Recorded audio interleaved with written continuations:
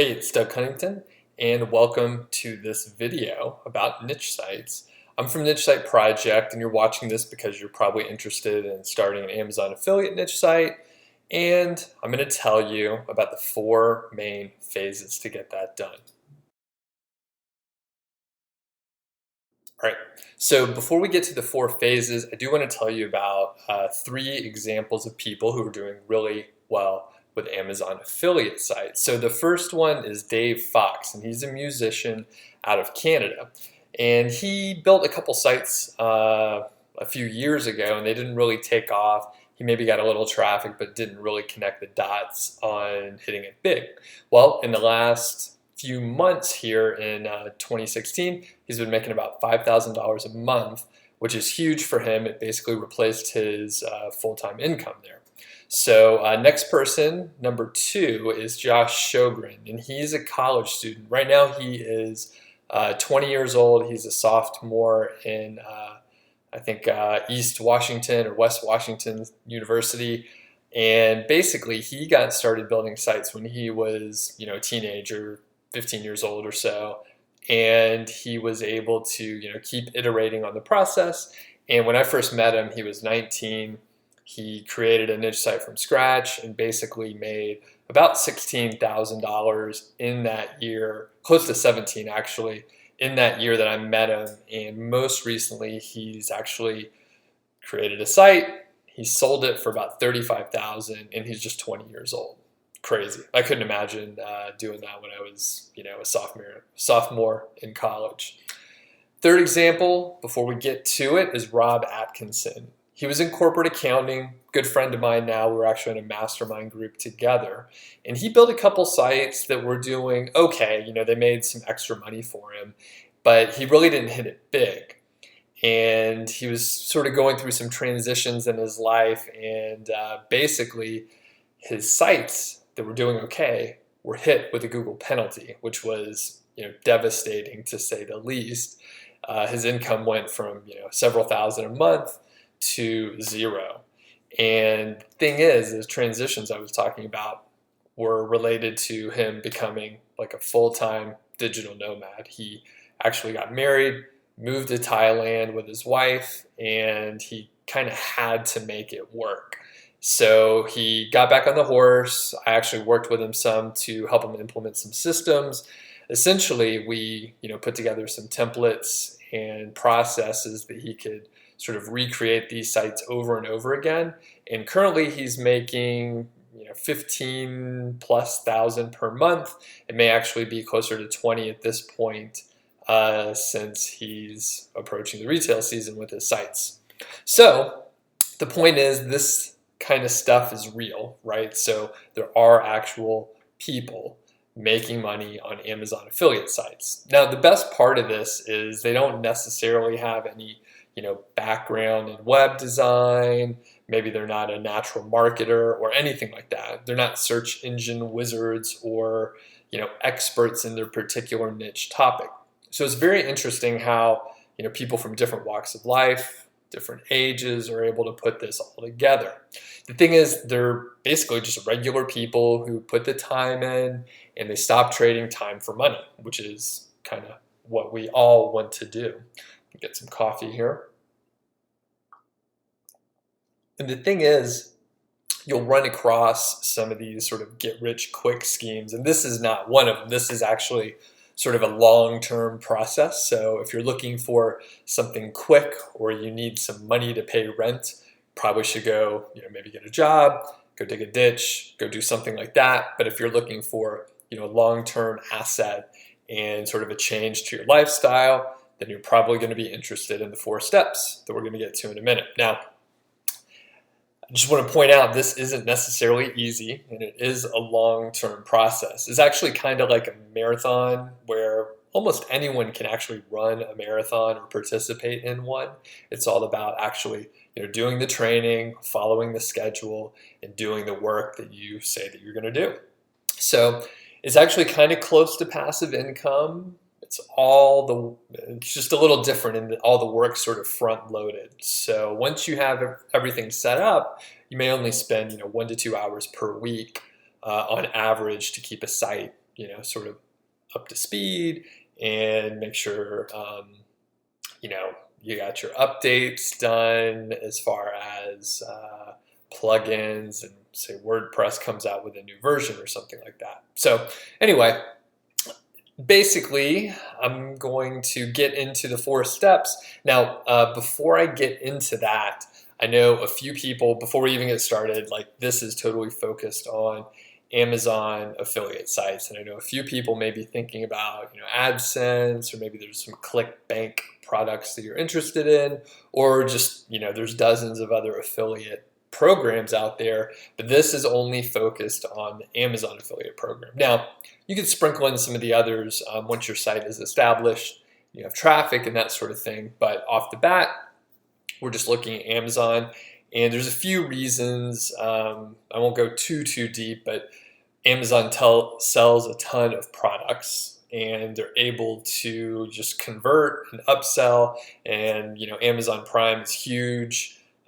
We have a Prime membership here, so you order something, you could have it in 2 days. If you're in a hub city, you can get those products in like a day or that evening. I've actually ordered something and then got it before like 9 p.m. that night, which is crazy. So, okay, so let's get into it. So here's the bottom line. Creating an Amazon affiliate niche site is probably the best way to get started online. The startup costs are practically nothing. Generally, anyone can do it, and you can get started this week. So here's an overview of the process. It's 4 steps at a pretty high level. So first, you select your niche. Then second, you're going to set up your site. Third, you'll publish content. And fourth, you're going to promote your site and get traffic to your site. Now, going back to the beginning, you do need to find a niche. You're going to have to do keyword research and analyze the competition. Thing is, you want to make sure you can actually rank for these terms, otherwise no traffic will make it to your site. Then you'll need hosting, a domain, you'll have to set up WordPress, and once that is in place, you'll be able to publish content and then start your promotion. Thing is, once you start publishing content, you need to go and get some links that'll help you rank higher in Google, and then you basically do it again. So, when I say do it again, I mean publish more content, get more links. You can sort of repeat the process on your, your initial site, or you can build other sites if you want to. It's a whole other debate, so I won't even get to it here. Keep in mind these 4 steps, they're pretty simplified. This is high level, and it just gives you a taste of what's going on. We'll go a little deeper in a minute and sort of divide it down. So, are you ready to see what it actually takes?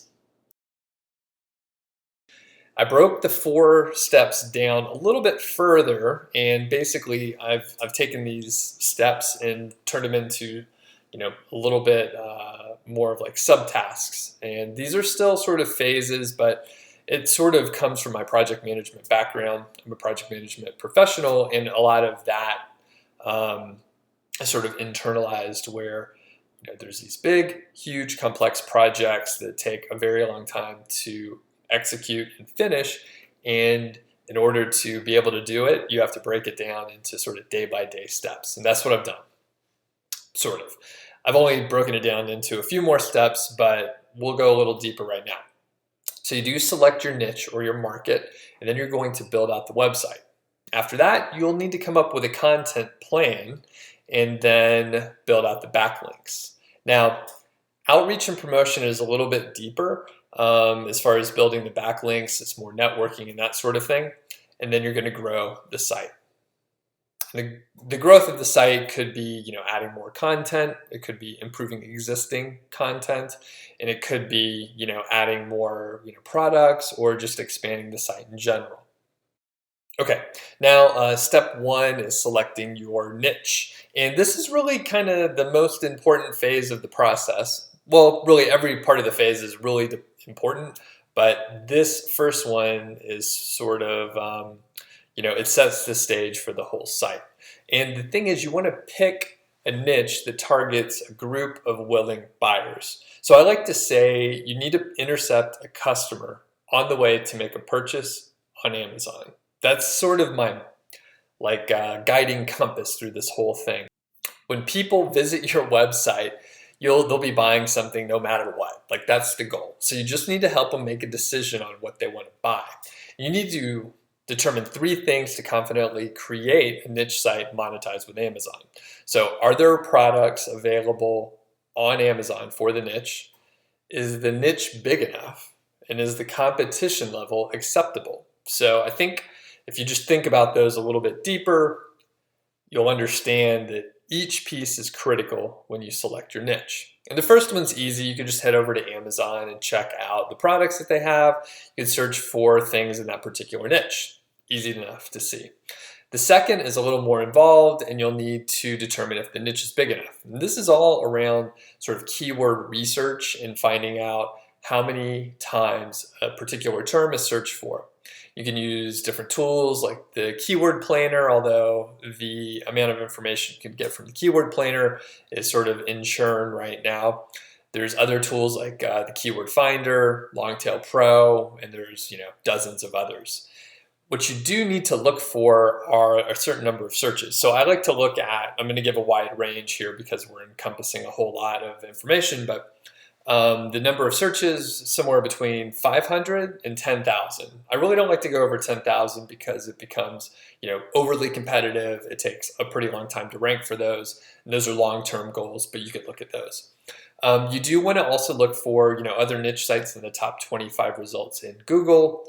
You want there to be active blogs in the niche, Facebook pages, forums, YouTube activity, Pinterest boards, and all that sort of stuff. So if there are many different areas where people are interacting online in that niche, then that's a good one. So the last one is sort of gauging the competition level, and that's kind of something you have to develop an intuition about, and that only comes through experience and looking at the competition. So each niche is a little different in that Google treats it a little bit differently. So some markets are like so profitable that they're really, really competitive, like website hosting or like real estate or something like that. Just big industries that have a lot of money. Credit cards is another one. So you'll want to consider the first page of results in Google for your primary keyword or keywords in most cases. And you really just need to focus on the top 10. You can go outside that, but the top 10 will give you a really good idea about what's going on. So in the top 10 results, you'll want to look for the keywords in the title of the page. You'll want to look for keywords in the URL of that page. You'll look for basically 3 results or more with less than 40 backlinks in the top 10. You'll also look for 3 or more results with a page authority, that's a Moz metric, of less than 30. So a PA less than 30 is great. You want to look for 3 or more. You also want to see at least 1 niche site in the top 10 and 1 or more forum posts. The forum posts are a little optional, but you do want to see a niche site in the top 10. If you don't see any niche sites, it tells you it's probably not profitable or it's really hard to rank a niche site in the top 10. So that is picking a niche. Now, step 2 is building out the site, and luckily that portion is pretty much straightforward. So it's not an art like picking a niche. It's more like you need to get a domain name, you need to find web hosting, you need to pick a theme. So I like to just kind of make it really simple. I don't get fancy on the themes. I pretty much use the same ones all over the place, and I don't like to get a theme with too many options or anything confusing. I just want the theme to stay out of the way. I think that's a good way to look at it. And honestly, most of the time, the theme is not going to like make or break your site. It's everything else. So you can spend some time on the theme, but I wouldn't spend too much. Moving on to step 3, the content for the Amazon site. And I'm going to get some coffee here. So if you remember back, our goal overall is to intercept a customer on the way to Amazon. So keep that in mind throughout this section of content. So here are the 3 steps of content, and it's pretty straightforward as you can imagine. So you need to figure out the topics that you want to cover. You'll need to write the content or outsource it, and then publish the content. Pretty straightforward. Now, what do you write about? That's a good question. And if you don't know much about the topic, you're going to have to sort of dig deep. Now, it isn't too difficult once we break it down, but if you don't know much about the topic, then I'm going to say you need to spend like 2 or 3 hours researching your niche on like Wikipedia, other websites, check out some forums, watch YouTube videos. And if you spend a little time researching the topic, then you're going to be an expert compared to like 90% of the world. Like most people don't spend time on a particular topic. So if you just put a little research time in, you're going to be good to go. Now, one key thing to keep in mind is you want 50% of your content to be sort of product reviews to intercept those would-be buyers on the way to Amazon, and the other 50% should be sort of helpful informational content where it doesn't really push a particular product. Now, going back to the affiliate minded stuff, those are product reviews. Now, this portion of the content basically reassures the visitor that they're making a wise decision on purchasing a particular product. Now, you don't have to say every product's great. In fact, you should be honest in your reviews and say some products are good, some products are bad, and that'll actually add more credibility to your reviews. Now, if you don't own the product and you can't physically hold it and test it, then there's a few things you can do to make it easier. So you can read the product description on Amazon and the manufacturer site. Often the manufacturer site will have great information like the user's manual and stuff like that. So you can get like dozens of pages of great information about the product. You can also read some reviews on read some reviews on Amazon.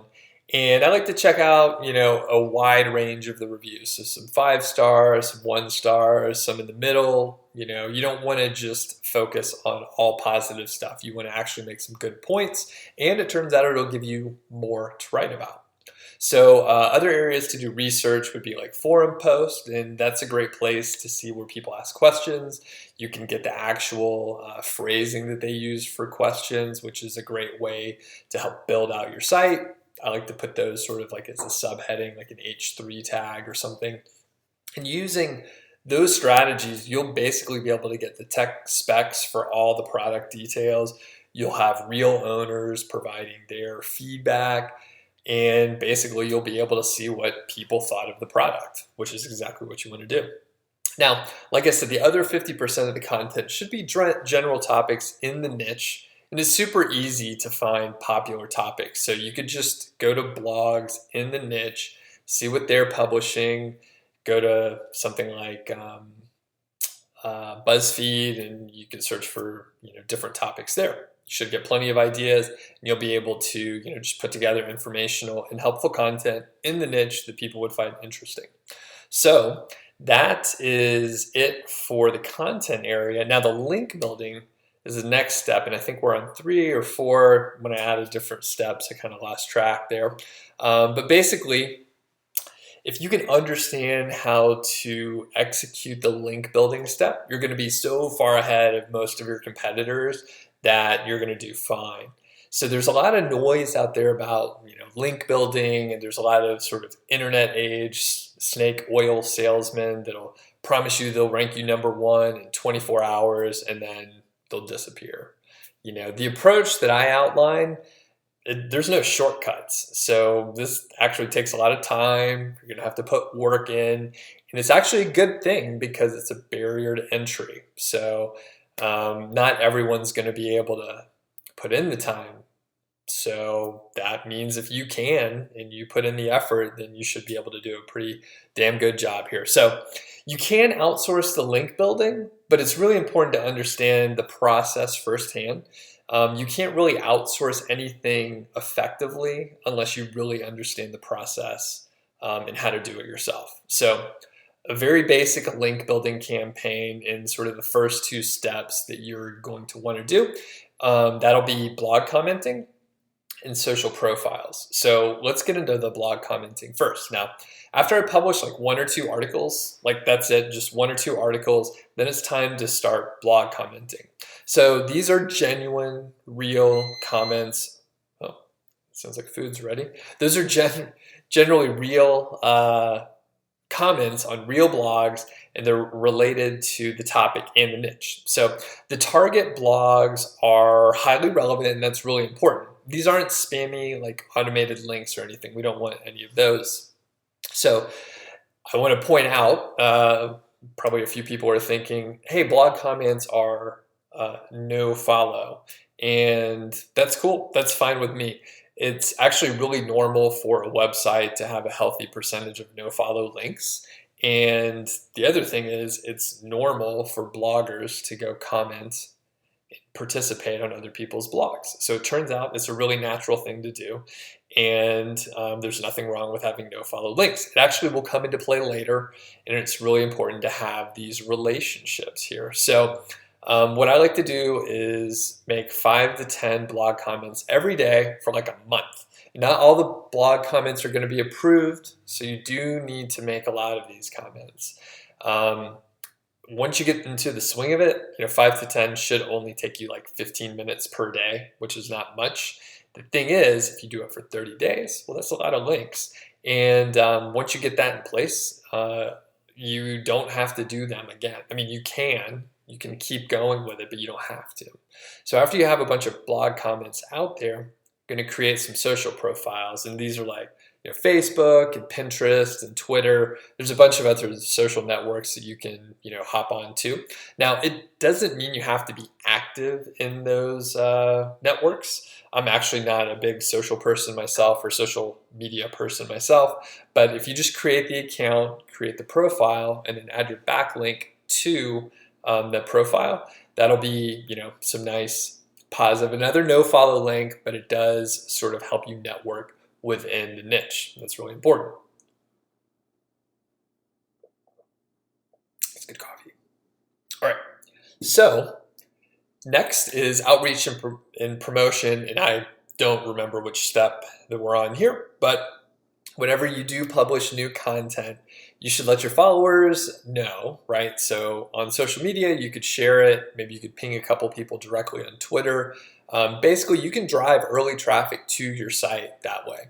Oftentimes, it's not going to be a huge amount of traffic, but it's good for Google to see that traffic is coming through social channels. And if you actually network effectively and you share other people's stuff, and maybe you link to them every now and then influencers may share your stuff. Maybe they'll link to you as well. So it's really about relationship building, like many other things in business. So the next part that I want to talk about is guest posting. Now, this is more advanced and it definitely takes longer, but it's so much more effective. And the reason why is these are going to be do follow links. And most likely you're going to have to cut your teeth on Twitter and Facebook networking, and you're going to do those blog comments. So you're going to have some people that you have some hopefully positive relationship with, and you'll be able to ask them for guest posts on their blog. Now, not all of your content on your site is going to be worthy of getting these backlinks from guest posts. Now, you need to keep that in mind, so you don't necessarily want to go and promote some of your content that isn't that great. Now, let's say you created some huge epic post and it's not a product review. That's kind of important. And it kind of requires that because most of the time it's going to be a little hard to put in the link in your guest post back to purely affiliate product page. So this kind of content that you want to get the links to in these guest posts, it's going to be like a definitive guide for something really awesome in your niche, and you really want to try and create something that is like the best resource in your niche, and then you're going to be confident when you go out and approach people to do these guest posts. Now, you want links to go to your definitive guide. Now, the steps aren't too hard to understand, but the execution does require focus. Now, you'll reach out to the bloggers you've connected with already. And guess what? You did that when you were commenting on their blog. Now, not that many people comment on blogs. It depends on the blog, but not that many people comment on blogs. So you can be sure that the blogger will probably remember you if you comment on their blog a couple times. So that's a really great way to sort of break the ice and make sure you're going to be able to network with those folks effectively and then ask for the guest posts when the time's right. All right, moving on to continuing to grow out your site. Some people may call this an authority site, but for now, we'll just say it's a big niche site or whatever. And if you really want to grow your niche site quickly, you're going to need to realign your goals and the process. So you'll need to add content faster, and you'll need to get more guest posts. And basically, it's a little hard to write so many thousands of words per day. So at some point you would need to outsource the writing, but you can technically grow a site pretty fast if you have people writing for you and you can effectively do outreach. So I do want to point out authority sites. So what is an authority site? And basically your actions are going to change if you are trying to go to an authority site. Now, I will say that the term authority site is a little ambiguous, kind of like a niche site. So an authority site is not something that we all are talking about the same thing when we say the word authority site. So an authority site, by one definition anyway, has sort of like a loyal reader base, and it's kind of due to the high quality of the content and a really nice user experience. Now, if you want to move to an authority site, it's really just a niche site that's sort of grown up. So once you have your site in place, it's making a little money, you can maybe get a better looking theme or do some sort of custom design on it if you wanted to make it look more unique. You could also improve the content there or add more content just in general and publish a lot more articles. So the thing is, when you transition a niche site to an authority site, you want it to have plenty of traffic, and you want the revenue to be at a level where the costs of moving over to an authority site are just paid for by the reinvestment of your revenue. So you're just reinvesting in the site and you're making it bigger. And the reinvestment is usually in the form of high quality content, actual products and inventory, or maybe a stronger marketing campaign, or any combination of the three. And they're all required after a certain point. You'll need to invest in different areas. So that encompasses, I believe, the 7 steps that I covered, or 4, and then 7 again. But the main thing you need to do is take action. So the niche site process is all about building an unstoppable niche site by helping visitors make a decision when they're about to buy something. It's the exact process that I use for every site. I coach a lot of people. This is the same process that I help them navigate. And the thing is, if you try to do this without a process, it's super frustrating, and you're probably frustrated because you didn't have a system in place. I know that when I first got started, I was sort of was following several people. It was really hard to figure out what to do. I would do like 5 different things and nothing would work. And then I wouldn't know what to do next because I wasn't following like one single plan.